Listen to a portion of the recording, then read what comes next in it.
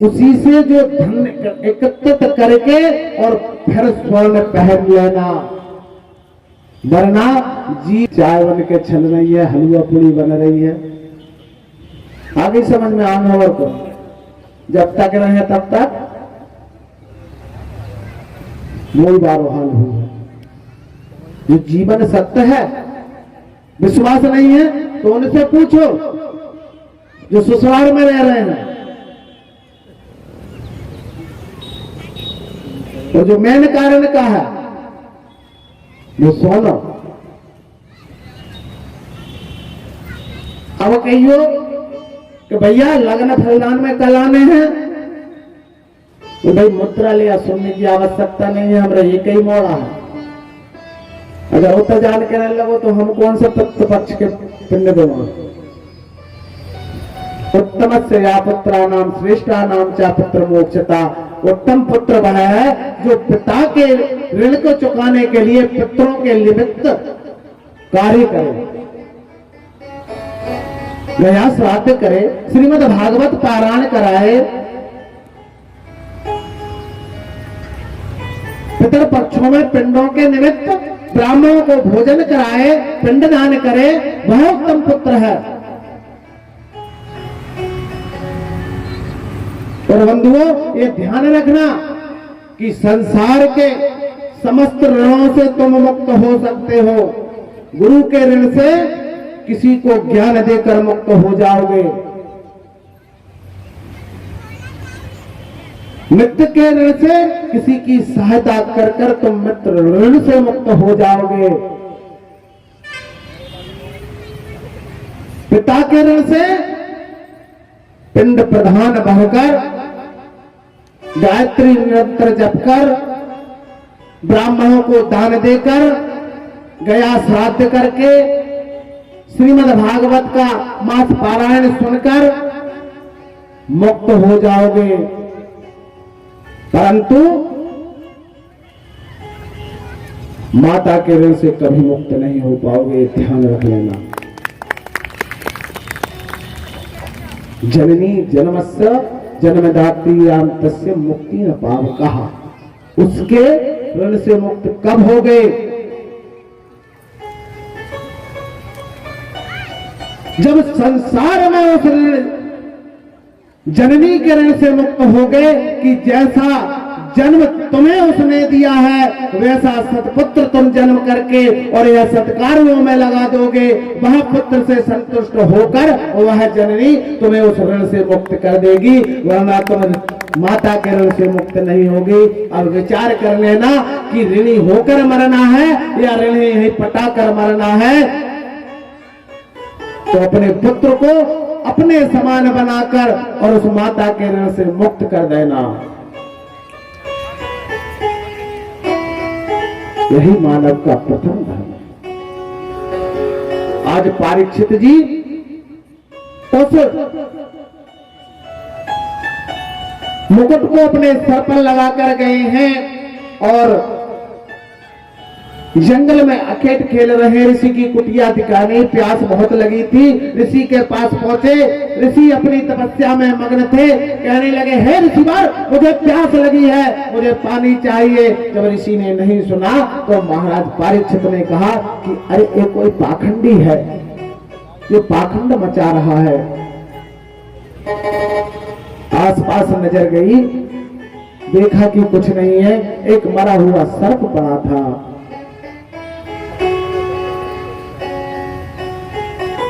पनीर से बाण निकाला, बाण से उस सर्प को उठाया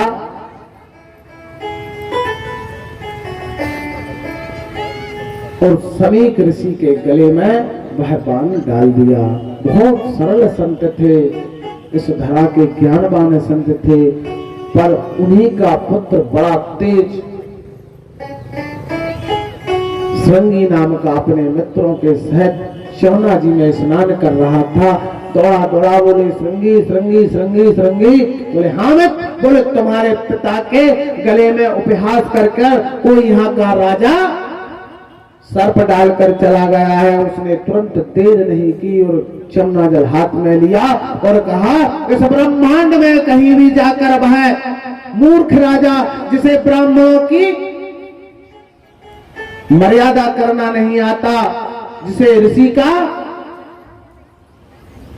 भाव नहीं, ऐसे क्षत्रिय को इस धरा पर जीवित रहने का अधिकार नहीं है। मैं समीक ऋषि का पुत्र श्रृंगी आज समस्त देवी देवताओं को साक्षी मानकर उस राजा को यह श्राप देता हूं कि जिस सर्प के मेरे पिता के गले में डाला है, उसी सर्प के वंश में तक्षक स्वरूप जिसके अंदर महान विष है, आज से 7 दिन बाद उसका प्राणांत हो जाए।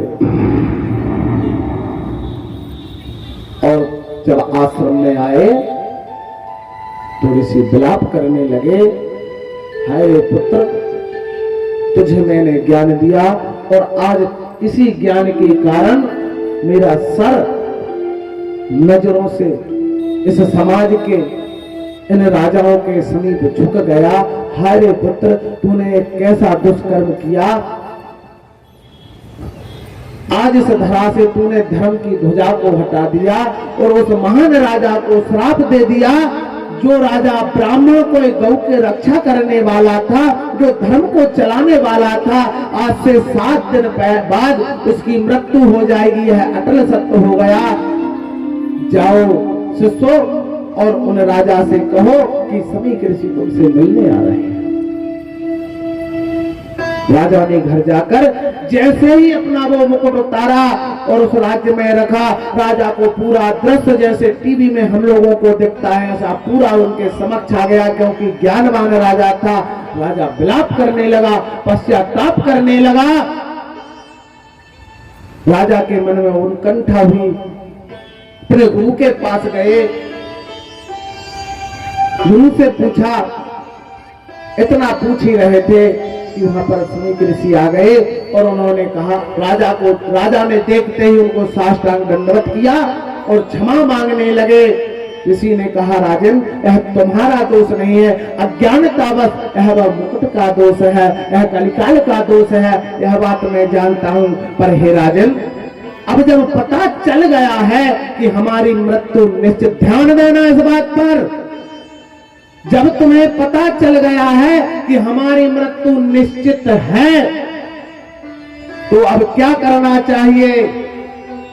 बोले, हे राजन, जब हमें पता चल गया है कि हमारी मृत्यु निश्चित है, तो हमें अब मोक्ष का उपाय कर लेना चाहिए। परीक्षित कहने लगे, मोक्ष के कौन से उपाय हैं गुरुदेव, जो मैं 7 दिन में मोक्ष ले लूं? बोले, हे राजन, 7 दिन तो बहुत दूर की बात है। एक घड़ी आधी घड़ी आधू मैं पुनियाद, और तुलसी संगत साधु की हरहु कोटे अपराध। हे राजन, एक घड़ी चाहिए, आधी घड़ी चाहिए मोक्ष के लिए, 7 दिन तो बहुत है। परीक्षित कहने लगे, प्रभु, मुझे वह उपाय बताइए जिसके उपाय से मुझे मोक्ष की प्राप्ति हो जाए। प्रिय बंधुओं, तुम्हारे पास कितना भी धन हो, कितने भी पुत्र हो, कितने भी सगी संबंधी हो, कितना भी ज्ञान हो, कितने भी ऐसो आराम हो, यह सब चीज मोक्ष नहीं दिला सकते। ध्यान रखना। और मानव का प्रथम कर्तव्य ही मोक्ष को पाना है। क्यों? क्योंकि ये लख 84 का मेन स्टेशन जंक्शन है। वो क्या है? मानव शरीर। और मानव शरीर में अगर हमने मोक्ष को प्राप्त नहीं किया तो कोई सी योनि तुमको मोक्ष नहीं दिला सकती। यह अटल सत्य है। जब मोक्ष लेना है तो मात्र मानव योनि में ही होगा।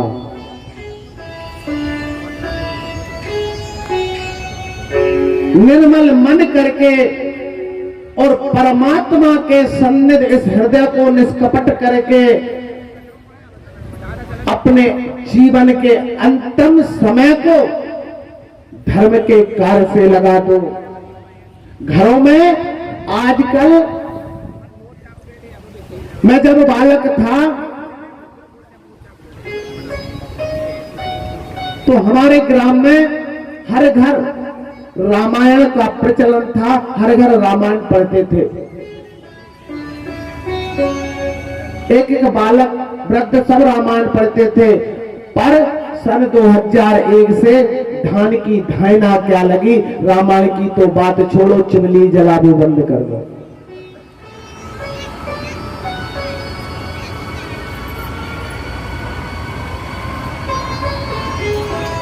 एक व्यक्ति विदेश से आया, अंग्रेजी पढ़ रहा था, अंग्रेजी की पुस्तक हाथ में थी और हमारे देहात के एक बुजुर्ग वहां पर गए, उनके हाथ में रामायण जी का गुटका था, वह पढ़ रहे थे। दोनों स्टेशन पर बैठे थे, अपनी पत्नी के साथ वह वृद्धात्मा थे और वह भैया पैंट सूट वाला जो अंग्रेजी की किताब पुस्तक पढ़ रहा था वह अपनी पत्नी के साथ था।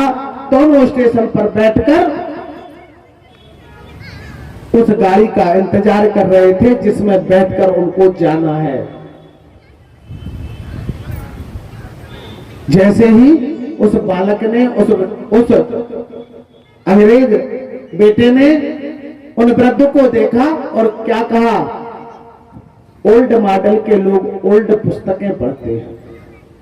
वृद्ध ने जवाब नहीं दिया। थोड़ी देर बाद गाड़ी आई, वृद्ध ने अपनी पत्नी को इशारा दिया और वृद्ध और अपनी पत्नी सहित गाड़ी में बैठे और वह अंग्रेजी की पुस्तक पढ़ने वाला व्यक्ति भी बैठ गया। एक स्टेशन और चला, फिर उसने उस पुस्तक को बंद किया और देखा कि मेरी पत्नी कहां की, वो तो स्टेशन पर बैठी हुई है। जब वह वृद्ध बोला, अरे नौजवान, इस संसार संस्कृति के अंग्रेजी पढ़ने वाले व्यक्ति, अगर यह ओल्ड किताब तू पढ़ता तो आज तेरी पत्नी स्टेशन पर नहीं रहती, क्योंकि श्री रामचंद्र जी ने पहले सीता जी को नाम में बिठाया था, उसके पश्चात वे बैठे थे। तू क्या जाने इस ओल्ड पुस्तक के मामले में। सिए चढ़ाए चढ़ी रघु लाई। सबसे उत्तम शास्त्र, सबसे उत्तम बात, घर में रामायण चालू कर दीजिए, सब लड़ाइयां खत्म हो जाए। और माता जी एक बात बताएं, लड़ाई खत्म करने का सबसे अच्छा उपाय, सास माता कहने लगी, क्यों रे बहू फलाना काम क्यों नहीं कर रही, तो ना सुने और कह रही राम राम माता जी। फिर से फिर जोर से कहने, फिर से कह रही राम राम माता जी। फिर एक दान इनने कही, तेरे बाप ने जो इसको फलानों को ढिकानो तय कर ले, राम राम राम राम माता जी, राम राम माता जी। अब माता जी हंस दे, लड़ाई खत्म। और एक बात और अच्छी बताऊं, अगर जिन्हें ज्यादा गुस्सा घर में आ रही हो तो गुस्सा को मैंने कारण कहा भैया, पता तुमने कहा जाए, तुम्हें बता दो, रोटी बनाती टाइम इतने के डिपार्ट के काज गुस्सा मत करियो। आटो कब हो, क्रोध से वह आटो मलेगा। सब्जी बनाई, सब्जी में कहूँ नॉन तो कहूँ जीरे, कहूँ जब सारी नहीं जानी तो जो नहीं जानी तो वो नहीं जानी, दुनिया भर की बकवास। इसलिए गुस्सा जब भोजन में निवृत्त हुई बनी और वह भोजन को अपने स्वामी ने पाया, तो क्रोध से सना हुआ भोजन जब उसके हृदय के अंदर जाएगा तो उस क्रोध की ज्वाला उस भोजन से बने पुष्ट शरीर मस्तक को क्रोध कर देगा। आप रो ना किसी ब्राह्मण के पास रो लो, चाहे किसी देवालय में जाकर सर पटक लो, जब तक तुम्हारे अंदर प्रेम से बना हुआ भोजन उनको नहीं मिलेगा, तब तक उनके अंदर प्रेम की जागृति उत्पन्न नहीं होगी। इसलिए जब भी भोजन बनाओ, जब भी कोई कार्य करो, तो आटे मारते समय भी राम राम का उच्चारण होना चाहिए और बनते समय भी राम राम का उच्चारण होना चाहिए। और कितने भी उपद्रव चल रहे हो वह सब समाप्त हो जाएंगे। राम राम निरंतर जप होगा और राम से सना हुआ वह आटा, राम से बनी हुई वह रोटी जब तुम्हारे प्राणनाथ के उदर में जाएगी और प्राणनाथ के अंदर जाकर वह राम नाम का तेज उसके मस्तक में आएगा, तो वह तुम्हें जानकी समझने लगेगा और वह राम बन जाएगा। लड़ाई चैप्टर खत्म, सबसे अच्छा उपाय। राम का नाम एक ऐसा है।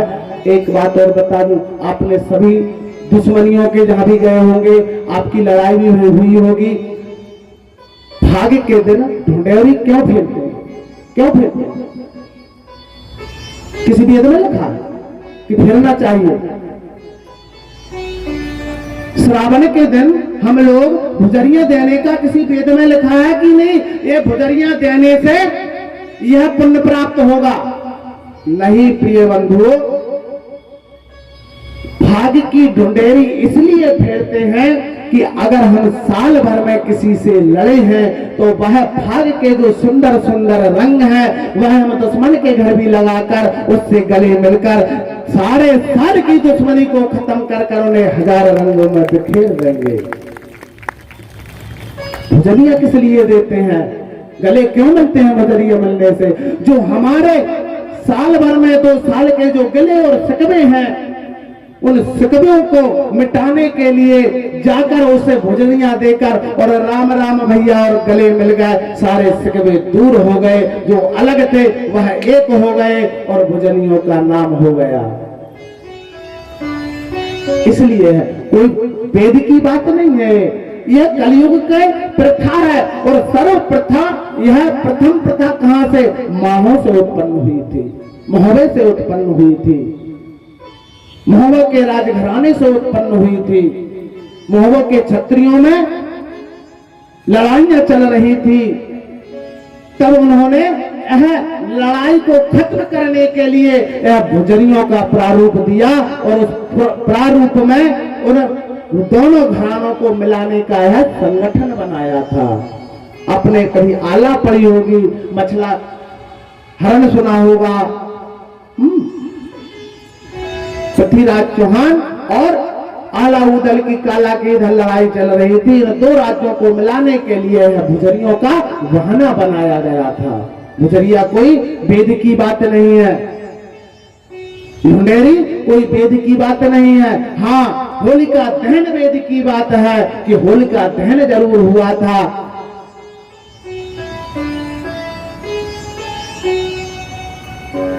ढूंढेरी फेरना, किसी को तिलक लगाना, यह वेद की हमारे गले और शिकवे मिटाने की बात है।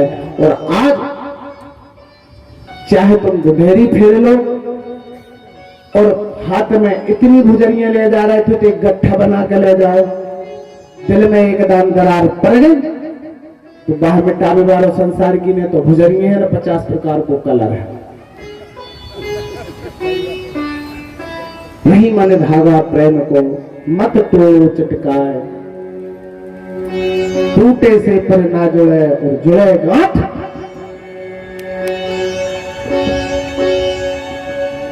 वो मेरी लगी श्याम संग प्रीत ये दुनिया क्या जाने, मेरी लगी श्याम संग प्रीत ये दुनिया क्या जाने, मेरी लगी श्याम संग प्रीत दुनिया क्या जाने, मेरी लगी श्याम संग प्रीत ये दुनिया क्या जाने। क्या जाने रे कोई क्या जाने, क्या जाने कोई क्या जाने, क्या जाने कोई क्या जाने। मुझे मिल गया, मुझे मिल गया, मुझे मिल गया मन का मीत दुनिया क्या जाने, मुझे मिल गया मन का मीत ये दुनिया क्या जाने।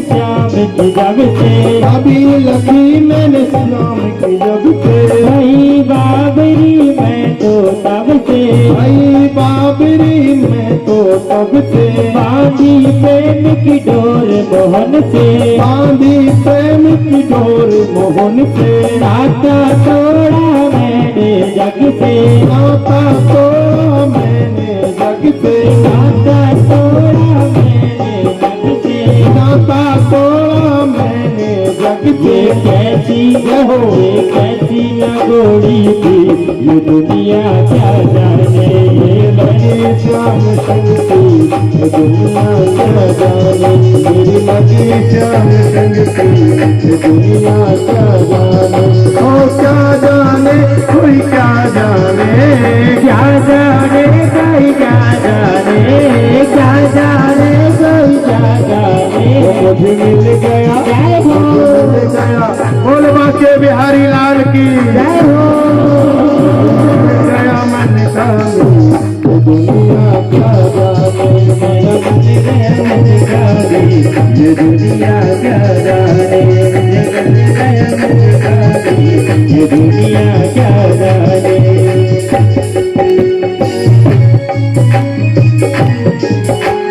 मोहन की सुंदर सूरतिया मोहन की सुंदर सूरतिया मन में बस गई मोहन मूरतिया मन में बस गई मोहन मूर्तिया जब से ओढ़ी श्याम सुनरिया सबसे ओढ़ी श्याम चुनरिया लोग कहीं में गई बावरिया लोग कहे मैं भई बावरिया मैंने छोड़ी जगत की ये दुनिया क्या जाने मेरे लगी श्याम शक्ति ये दुनिया क्या जाने मेरी लगी श्याम शक्ति ये दुनिया क्या जाने ओ क्या जाने कोई क्या जाने क्या जाने कोई क्या जाने क्या जाने कोई क्या जाने कोई क्या जाने मुझे मिल गया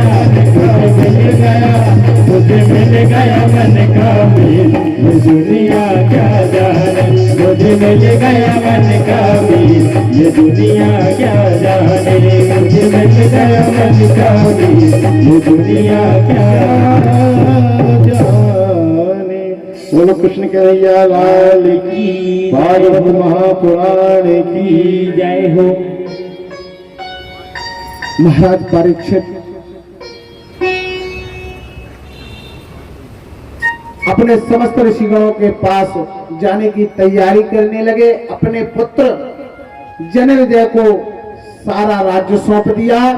अब महाराज संतों के पास जा रहे थे, मन में विचार कर रहे थे कि 7 दिन में राम मुक्ति का कौन सा साधन जुटाऊं जिससे मेरे पूर्वजों की इस कीर्ति पर धूल ना पड़ जाए, मेरा मोक्ष हो जाए और मेरे पुत्रों का मोक्ष हो जाए। मन में नाना प्रकार के विचार करते चल रहे थे कि तभी नैमिषारण्य तीर्थ में जाकर सुखदेव जी सहित समस्त ऋषियों के समीप पहुंचे और वहां सुखदेव जी को आता देख समस्त ऋषि आदर से खड़े हो गए और सुखदेव जी को सुंदर आसन दिया और आसन के पश्चात महाराज परीक्षित तुरंत तत्कालीन उन ऋषि के चरणों से नीचे बैठकर कहने लगे, प्रभु मुझे श्राप मिला है कि 7 दिन में मेरी तक्षक नाग के विष द्वारा मृत्यु हो जाएगी।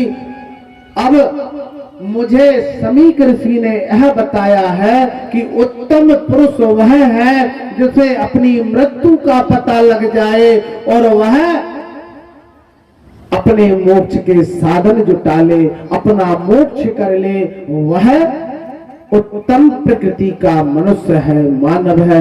ध्यान रखना, कभी भी अभ्यास करना। हमारी अगर मृत्यु आए तो सर्वप्रथम सुनाना बंद हो। मैं एक्सीडेंट वाली बात नहीं कर रहा हूँ साहब, घर की बात कर रहा हूँ। एक्सीडेंट में कोई कान मान सुनावे की व्यवस्था नहीं है।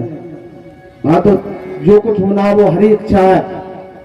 घर में वृद्ध है, उनसे पूछना, पिताजी पिताजी। पहले एक बात में पिताजी बोलते थे, वह 4 बार बोलने पर पिताजी बोले तो समझ लेना 6 मास की अवधि है।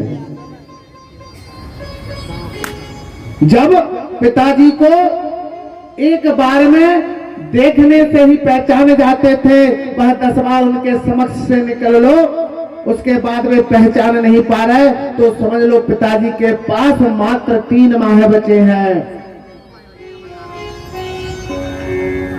और जब सोहागपुर शहर के शिक्षाविद, जिनकी शिक्षा से आज बच्चे नाम रोशन कर रहे हैं, कोई डॉक्टरी विभाग में, कोई इंजीनियरिंग विभाग में, कोई पुलिस विभाग में, सम्मानित हमारे अनिल गिरैया जी विवेकानंद एकेडमी से पधारे हैं। साथ में हमारे परसाई जी भी कृपया मंच पर आए और गुरु जी का पूजन करें।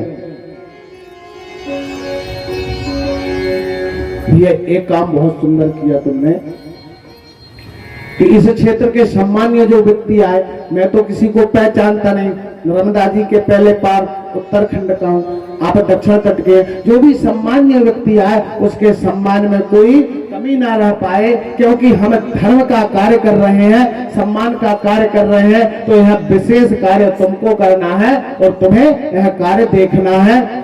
तो आंखों में दिखाना कम हो गया तो समझना पिताजी के पास 3 माह बचे हैं। और जब श्वासों की अवधि,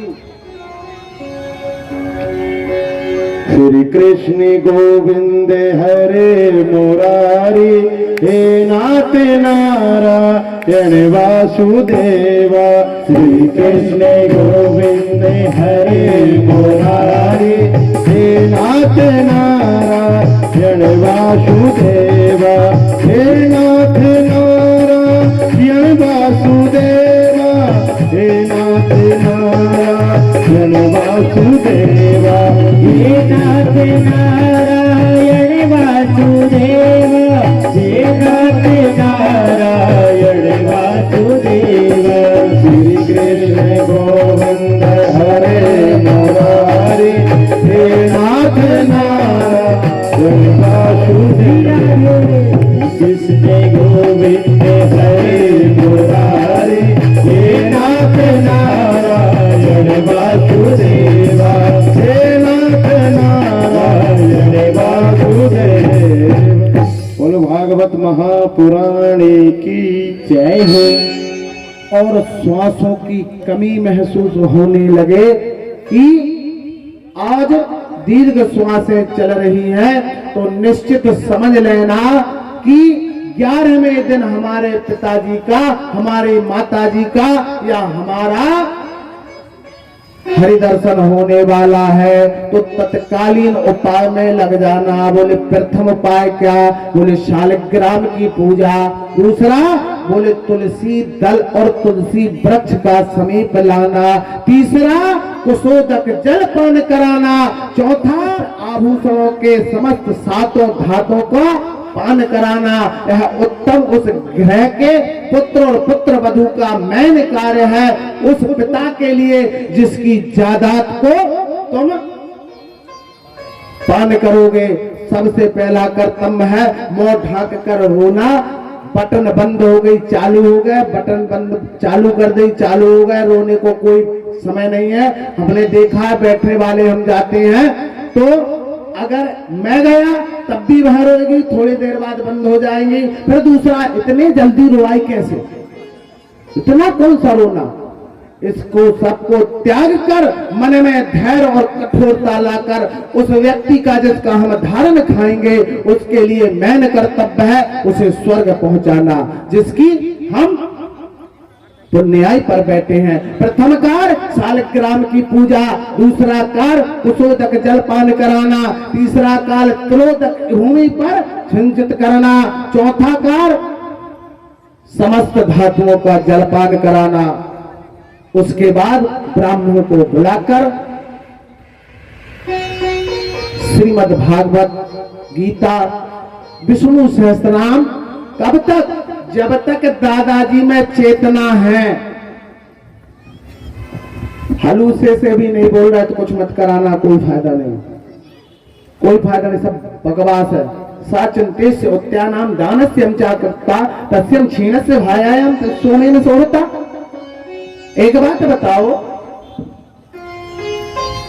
औषधि उसे ही लगेगी जिसके शरीर में दम हो। जब वह औषधि का कार्य करेगी, जब शरीर में क्षमता ही नहीं बची औषधि झेलने की, तो औषधि क्या काम करेगी। जब श्वासों में दम ही नहीं बचा, चेष्टा में चेतना ही नहीं है कि मैं कौन सा कार्य कर रहा हूं, किसका संकल्प दे रहा हूं, तो उस कार्य करने से कोई फायदा है। इसलिए जब तक सचेत है, गौदान, स्वर्ण दान, धन दान, दान की इसलिए नहीं बोलता क्योंकि तुम सब लोग तो क्षत्रिय हो, दान के विषय में सब परपक्व हो, जानते हो। अगर कहीं ज्यादा दान के विषय में बोल जाओ तो क्या कहते हैं पता है, गुरु जी बड़े लोभी हैं, हमेशा दान पर बात करते हैं। पर मित्रों, यह कटु सत्य है, दान ही वह उत्तम रास्ता है जो हमारा कल्याण कर सकता है। हम 1 लाख रुपए माह का, साल का कमाते हैं, तो 1 लाख रुपए में से 10वां अंश निकाल लो, 10,000। अगर वह भी हम खर्च ना कर सके तो 10,000 का 10वां अंश निकाल लो, 1,000। माह में 1,000 का दान कभी कर लेना। तुम्हारी यह जो संपत्ति कमाई है वह स्वच्छ हो जाएगी। वह क्यों? क्योंकि धन की 3 गति होती है, सबसे उत्तम गति होती है दानस्या, फिर तीसरी भोगत्वा, और अगर दोनों गतियां नहीं भई तो तीसरी गति होती है रावण जैसी, सब नष्ट हो जाती है, बचती नहीं है। ध्यान रखना। तो प्रथम इस प्रकार के कार्य करने से हमारे पूर्वजों का उद्धार होगा, उसे सदगति प्राप्त होगी, और सदगति प्राप्त करने के पश्चात मिसकालें आने लगी, तथा बढ़ा तो आरती करें।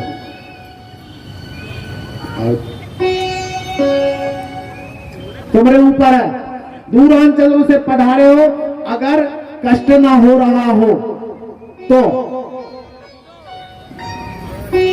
रोटी बनाने में कोई दिक्कत तो नहीं, घर कोई परेशानी, ईमानदारी साथ उठा के बताओ, कोई परेशानी नहीं कथा चलन में, तो सर्वोत्तम कार्य है कि हम जिस पिता की ज्यादा खा रहे हैं उसे मोक्ष दिलाना। ब्राह्मण को बुलाओ, वेद पाठ का आचरण कराओ, वहां पर दान दो, जो तुम्हारी क्षमता हो वह दान दो। यह नहीं कि क्षमता के ज्यादा अनुसार दान दो, नहीं, जो क्षमता है उसके अनुसार उस पिता के निमित्त जब तक वह जागृत अवस्था में है उस समय तक उससे दान दिलाओ, दान कराओ, वह उत्तम पुत्र है। आज परीक्षित भी अपने मोक्ष के लिए ऋषियों के समीप पहुंचे, और समीप जाकर वहां देखा यस्या महानदी भूतम भूतश्चायावचस्य प्राणस्यं प्राणभोक्ता तथा ते सुनते महागता, जो इस महान संसार सागर से पार करा दे, ऐसा कौन सा कार्य करना चाहिए।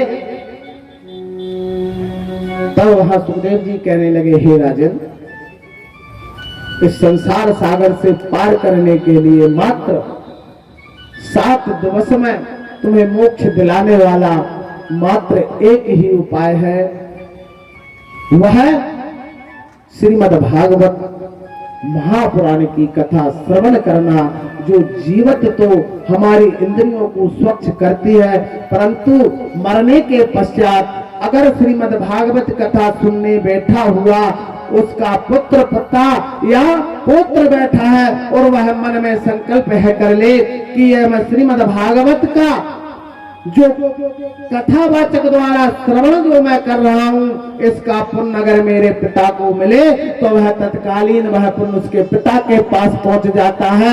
कितने भी दुष्कर्म किए हो वह पिता उस भवसागर से पार हो जाता है। यह श्रीमद् भागवत है। कोई मजाक की वस्तु नहीं है बंधुओं, कोई टाइम पास की वस्तु नहीं है। तुम लोग यहाँ आकर तुम नहीं, आप लोगों से नहीं कह रहा, जहां कथा बुरी मत मानना, कल से कथा में नहीं आओ भैया, फिर मैं कौन सुनाऊं, पंडाले कहने। तुम लोगों की, तुम सब लोग अच्छे हो, कथा सुनते हो, श्रवण करते हो, अच्छी बात है। मुझे बहुत आनंद आ रहा तुम लोगों को सुनाने में, जी करता हूँ सुनाता हूँ। इसीलिए मैंने पूछा कि कथा आगे बढ़ाना है या पीछे रखना है। बहुत ध्यान से सुन रहे हो। कथा सुनकर कथा को उतारना, कथा को उतार कर कथा के निमित्त चलना, उसके प्रति आचरण करना, वह कथा है। श्रीमद् भागवत महापुराण साक्षात भगवान श्री वाक्य बिहारी लाल की प्रतिमूर्ति है। जब भगवान इस धराधाम से जाने लगे तो समस्त पांडव लोग कहने लगे, प्रभु तुम हमारे लिए छोड़ कर जा रहे हो, यह गलत बात है। तब समस्त भक्तों की इच्छा के लिए उन्होंने कहा कि कोई भी व्यक्ति है, कोई मेरा भक्त मन में ना सोचे कि मैं इस धरा को छोड़कर जा रहा हूं। बोले वेद व्यास ने जो महाग्रंथ श्रीमद् भागवत रचा है वही मेरा साक्षात्कार रूप है। उसको घर में रख लेना, उसकी कथा सुन लेना, मेरा अभाव तुमको पूरा कर देगा। बोल बांके बिहारी लाल की जय हो। भगवान श्री कृष्ण का साक्षात स्वरूप श्रीमद् भागवत महापुराण है, जिसमें 18 पुराणों को समृद्ध किया है, समस्त शास्त्रों को जोड़ा है। वेद व्यास बहुत ज्ञानमान बुद्धिमान व्यक्ति है, जिन्होंने कलयुग आया ही नहीं और कलयुग में कैसे कैसे व्यक्ति होंगे सब बता दिया। कलियुगस्य ब्राह्मणस्याम लोकताम कृपालंस्या क्षत्रिय नाम भोक्ता नाम शूद्रस्य राजस्य या बता। कलयुग का ब्राह्मण बकरी पालन करेगा, वेद को बेचकर खाएगा।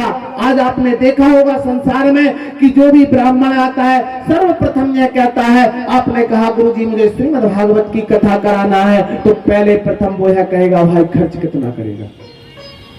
मेरी भागवत में 1 लाख रुपए का खर्च है, मेरी भागवत में 2 लाख रुपए का खर्च है। यही चल रहा।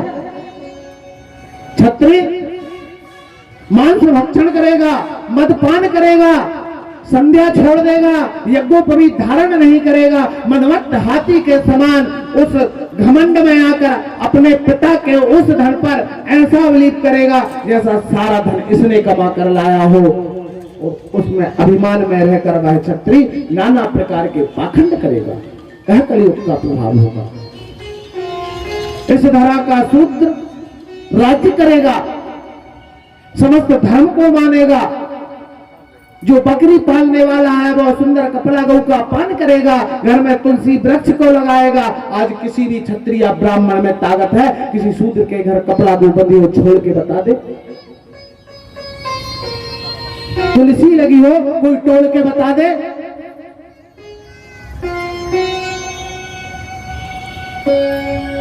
पर वेद यह कह रहा है, ब्राह्मणस्याम भोक्तानाम क्षत्रियाम रक्षार्थे वैश्याम तपोघनस्य शूद्रा नाम सेविका।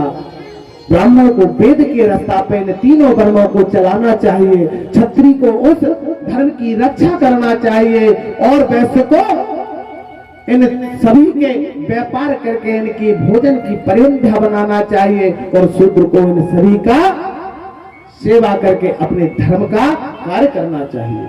यह धर्म के नियुक्त है, यह शास्त्र के नियुक्त है। राजा जनक के यहाँ पर भगवान राम की बारात गई। बारात में सभी वर्ण के लोग थे। राजा जनक ने किसी को निरादर नहीं किया। निज निज आसन जैसा जैसा जिसका स्वरूप था, जैसा जैसा जो वर्ण का था, उस प्रकार की आसन देकर उनका सम्मान किया था। ऐसे महाराज दशरथ थे, ऐसे हमारे क्षत्रिय थे। उन्हीं क्षत्रियों के कुल में तुम्हारा जन्म हुआ है बंधुओं, और तुम उन क्षत्रिय के कुल में जन्म लेते हुए आज मदरा से ग्रस्त, मधुमत्त महंसा से ग्रस्त, एक दूसरे के कपट जाल में फंसते हुए एक दूसरे से दोस्ता कर रहे हो, ऐसे छत्री को यह छत्री धर्म नहीं सिखाता।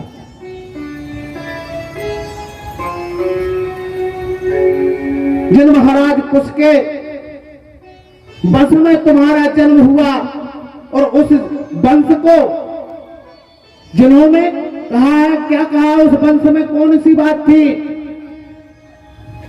क्या था उस वंश में कि रघुकुल रीत सदा चली आई, प्राण जाए पर वचन न जाए। ऐसे रघुवंश के कुल में महाराज कुश हुए और उनके वंश में तुम उत्पन्न हुए, और ऐसे महान वंश के छत्री आज धर्म से पीछे। मेरा तो यह कहना है कि आज जो श्रीमद् भागवत आपने इस सुहागपुर ग्राम में इस भगवान शिव के सन्निध जमाई है, मेरी बात नहीं कर रहा कि मुझे बुलाओ या मत बुलाना, पर यह ध्यान रखना है, संकल्प कर लेना कि अगर भागवत ना करा सको तो सकचंडी कराना, सकचंडी ना करा सको तो मानस प्रवचन कराना, पर वर्ष में एक दान सत्कर्म करा लेना। सभी समाज एक साथ जोड़कर धर्म की ध्वजा लहरा जाएगी। मैं ये नहीं कह रहा कि तुम मुझे बुलाना, अच्छे से अच्छा विद्वान बुलाना जो तुम्हारे मस्तक में ज्ञान की धारा प्रभावित कर दे। यज्ञ हवन क्यों करते हैं बंधुओं? इन्हें इसलिए करते हैं, इन्हें चार चीजें प्राप्त होती है। ये बड़े बड़े राजा यज्ञ क्यों करते थे? यश, कीर्ति, धन, वैभव, पुत्र, वंश, इनकी वृद्धि होती है। हमारे वंश में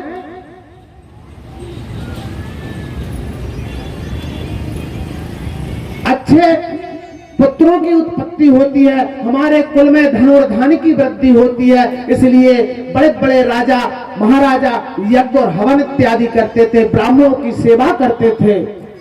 और एक बात और बताऊं आप पे सबसे बड़ी, हम लोग कहते हैं ना हमारे घर ये बहू आई है, न जाने इसका पैर कैसा था, हमारे घर कुछ भी नहीं था, आज हमारे घर अटारी बन गई है, हमारे घर बैलगाड़ी हो गई है। क्यों कहते हैं? क्योंकि इनके पैरों में लक्ष्मी होती है। और जब हमारे गांव में हम कोई सत्कर्म कराएंगे और सत्कर्म कराएंगे, दूर अंचलों से माताएं बहनें आएंगी और हमारे ग्राम में उनका पग रखाएगा, और जब उस भूमि पर उनका पग रखाएगा तो घर में एक बहू के आने से बैल अटारी गाड़ियां उत्पन्न हो गई, तो गांव में आने वाली एकत्रित नाना दूर से जो महिलाएं आएंगी, जो माताएं आएंगी, उनके इस ग्राम में पैर रखाएंगे तो कितनी गाड़ियां और कितनी अटारियां बन जाएंगी, सभी धनपति हो जाएंगे।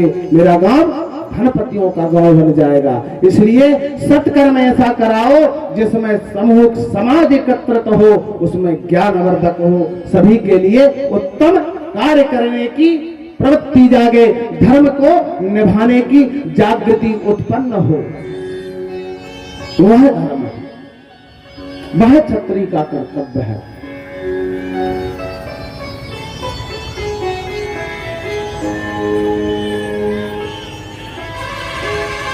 क्षत्रिय के 5 कर्म हैं।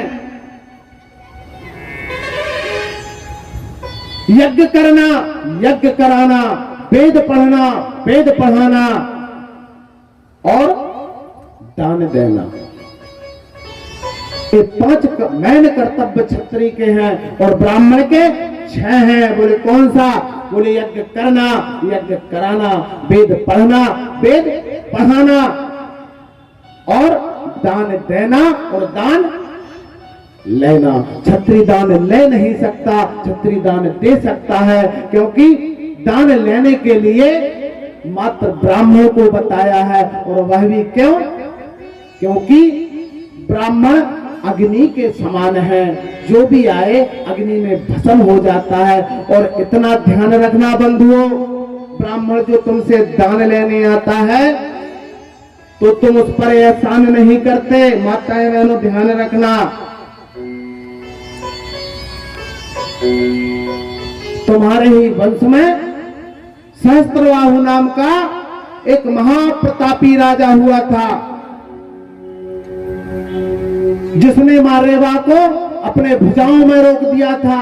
सहस्त्रधारा आपने सुनी होगी, परिक्रमा में कहीं गए होंगे, इतने लोग यहाँ बैठे हैं, वह सहस्त्रबाहु ने ही रोका था। ऐसा महान प्रतापी राजा जमदग्नि ऋषि के आश्रम में पहुंचा और उनके पास एक गाय थी जिसका नाम सुरभि था, और वह गाय देवलोक से आई थी। और उस गाय के कहने मात्र से अस्त्र शस्त्र धन वैभव जो इच्छा कर ले जमदग्नि ऋषि वह उनको प्राप्त हो जाता था। सहस्त्रबाहु ने देखा, उस पे उसकी लालसा आई, वह अपने मंत्रियों को अधीन करते हुए और उस गाय को छीन कर ले गया और जमदग्नि ऋषि के सर को काट गया। तब उनकी माता ने, उनकी स्त्री ने पृथ्वी पर 52 बार सर को पटका और चिल्लाई, हे परशुराम तू जहां हो शीघ्र आ। जब परशुराम वहां पर आए और उनने शपथ ली कि जितनी बार मेरी मां ने इस धरा पर, इस पृथ्वी पर सर को पटका है, उतने वर्ष तक क्षत्रियों का विनाश कर दूंगा। इस धरा के जितने भी राजा थे, हर वंश के जो राजा थे, उन राजाओं की समस्त भूमि को अपने अधीन कर लिया। परशुराम ने समस्त राजाओं को परास्त कर दिया, विहीन कर दिया क्षत्रियों से इस पृथ्वी को। और जब वह भरसा में वह क्षत्रियों का लहू लगा था, तो परशुराम जी ने सोचा कि इसे समुद्र में धुल दिया जाए। तब समुद्र के किनारे उस फरसा को ज्यों ही फेंका तो फरसा में इतना तेज था कि समुद्र ने अपनी सारी धरा को वहां से छोड़ दिया और एक साइड हो गए। वह भूमि पर आज हम लोग बैठे हुए हैं, वह परशुराम की भूमि है, वह ब्राह्मण की भूमि है। जो ब्राह्मण कभी भूमि का अधीन नहीं होता, उसने उन राजाओं को, सूर्यवंशी राजाओं को, यदवंशी राजाओं को यह भूमि दे दी। बोले इस पर तुम राज्य करो और ब्राह्मणों की उदर पूर्णा के लिए इस पर खेती बाड़ी करो और उनको दान दक्षिणा देकर उनकी उदर पूर्णा करो। वह दान लेने वह ब्राह्मण तुम्हारे घर आता है और तुम क्या कहते हो, एक पाई चावल एक पाई आटे में। अभी पापा घर नहीं है, माताजी घर नहीं है, चाबी पास में नहीं है। नहीं बंधु, यह वो ऋण लेने आता है जो ऋण हम पर, हमारे पूर्वजों पर इस धरा का है। इसलिए किसी ब्राह्मण को निर्मुख मत जाने देना, वह उसका ऋण लेकर तुम्हें आशीष देकर जाएगा। धनम पुत्रं च बहुलाभम यह दीर्घस्त्राणाम समुच्यतो। तुम हमेशा बहुत से धनवान बनो, पुत्रवान बनो और इस युग में कीर्तिवान बनकर अपनी इस ध्वजा को हमेशा धर्म के साथ फैलाते रहो। यह ब्राह्मण का आशीर्वाद रहता है, यह ब्राह्मणों की भूमि है। परीक्षित जी जब सुखदेव जी के पास पहुंचे और सुखदेव जी ने कहा कि हे राजन, 7 दिन में मोक्ष की प्राप्ति कर सकता है मनुष्य। बोले कैसे? बोले हरि में चिंतन लगाकर। तो परीक्षित जी कहने लगे मुझे यह कथा श्रवण कराइए। अगर परीक्षित के प्रश्नों में हम उलझ गए तो रात्रि के 8 बज जाएंगे, 4:45 बज चुके हैं।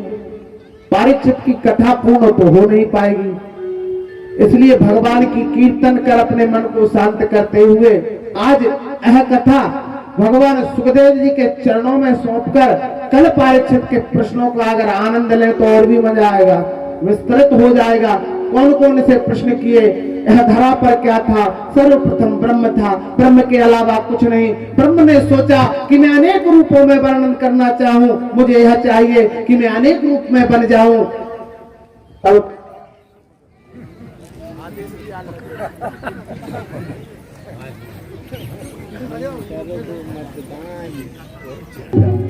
मुझे सुनाने में वास्तव की बात है, हृदय से मैं कह रहा हूँ, मुझे बहुत आनंद आ रहा है। यहाँ के लोग सर्वप्रथम बात तो ये है कि कथा के रसिक हैं, ये तो मैं परफेक्ट कह रहा हूँ। बिल्कुल ईमानदारी के साथ कथा के रसिक है जो एक बार बैठ गए फिर उठते नहीं है। हमारे इधर तो ऐसा होता है, आए गुरु जी अभी आ रहे थे ना, खेत देखे यहाँ बैठ गए, फिर चले गए, फिर आ गए, फिर चले गए। पर मैंने यहाँ एक बात देखी कि जो बैठ गया वह कथा सुनकर ही जाएगा।